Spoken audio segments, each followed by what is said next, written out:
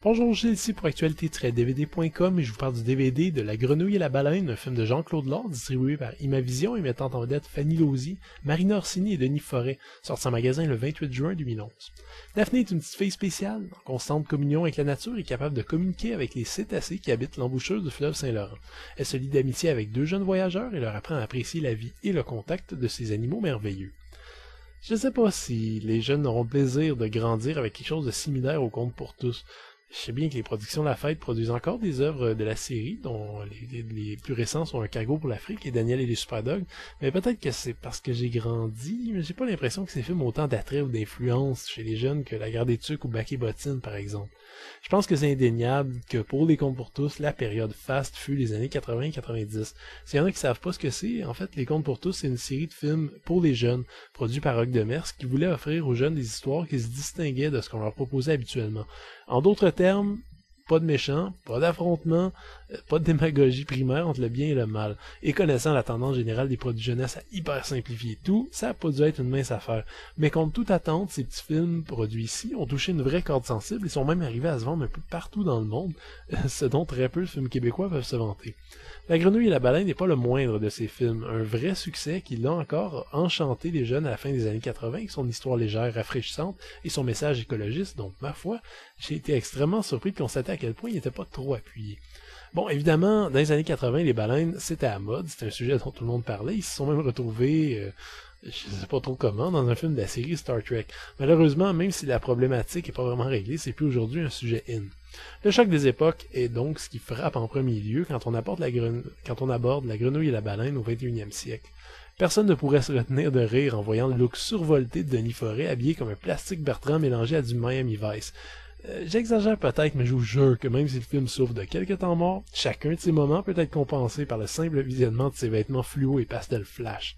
La Grenouille et la Baleine est donc un produit très ancré dans son époque, avec musique au synthétiseur à la lance et compte en prime. Mais si on fait fi de ces superficielles préoccupations, que retrouve-t-on ici? Eh bien, c'est tout d'abord un très beau personnage, celui de Daphné, sorte de naïade hippie, improbable enfant qui passe ses matins à regarder le soleil et ses journées à écouter les baleines dans l'eau. Bon, aujourd'hui, on la diagnostiquerait sans doute comme Asperger, on la ferait suivre par des spécialistes, mais on parle d'une époque plus simple, où voir un enfant s'intéresser à autre chose que Johnny Depp ou jouer dehors au lieu de taper sur son iPhone dernier modèle nous charmait plus que nous inquiétait. J'ai même perçu Daphné comme une sorte de Nausicaa québécoise, puisque, comme pour l'héroïne de Hayao Miyazaki, Daphné utilise sa naïveté et son innocence pour faire le pont entre la nature et une humanité qui s'est déconnectée de celle-ci plus ou moins volontairement. Et même si par moments son rire de dauphin nous énerve un peu, je crois que c'est un des personnages féminins les plus intéressants, forts et beaux de notre cinématographie.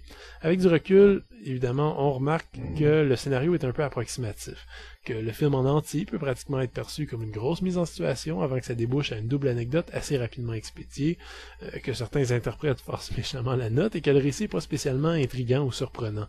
Pour un adulte devenu cynique, le premier degré absolu et la bonne foi totale du film en l'humanité peut aussi plutôt mal passer et arracher quelques rires vicieux. Mais je pense humblement que le film, avec sa bonne humeur, son absence de drame lourd et son ton lumineux, peut encore divertir les plus jeunes qui vont peut-être, qui sait, être tout heureux de voir autre chose que de la bataille. Le DVD des Imavision est assez triste par contre pour un film aussi connu et célébré. Le format d'image est en plein écran 4:3, ce qui veut dire qu'on peut encore laisser tomber un éventuel format d'image respectant le cadrage original présenté au cinéma. L'unique bande sonore est en français 2.0 sans sous-titres. On croirait presque à une vraie série de bonus en voyant la liste en arrière du DVD, mais on déchante vite. À part la galerie de photos, on trouve rien qui ait directement rapport avec La Grenouille et la Baleine, son tournage, sa conception, son héritage. Pourtant, je suis sûr et certain qu'il y aurait eu 1000 choses à raconter sur le tournage, mais on regarde peut-être ça pour une autre fois, au 25e anniversaire par exemple, comme ça a été le cas pour La Guerre des Tucs. On peut donc en attendant se mettre sous la dent les fiches descriptives de certains cétacés, un singulier segment vidéo sur une plongeuse et des dauphins, ainsi qu'un extrait du film présenté en diverses langues, histoire de souligner le rayonnement des contes pour tous à l'étranger. On a enfin une série de bandes-annonces des contes pour tous, ce qui nous permet de nous remémorer de bons souvenirs de Opération Beurre de Pinot, où c'est pas parce qu'on est petit qu'on veut pas être grand. La Grenouille et la Baleine est un des fleurons de la série Contes pour tous, une comédie dramatique légèrement spirituelle sur le contact nécessaire de l'humain avec son environnement. Oui, pardonnez mon anglais, c'est cheesy, oui, c'est un petit peu cucu si on le regarde aujourd'hui. Vrai également que le scénario est un peu brouillon et étiré inutilement. Mais en regardant un peu plus loin, il faut admettre que les concepteurs du film avaient le cœur à bonne place et des valeurs écologistes bien en avance sur leur temps.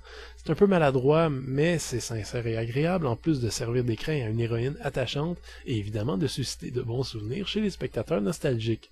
C'était Gilles, merci, bon visionnement.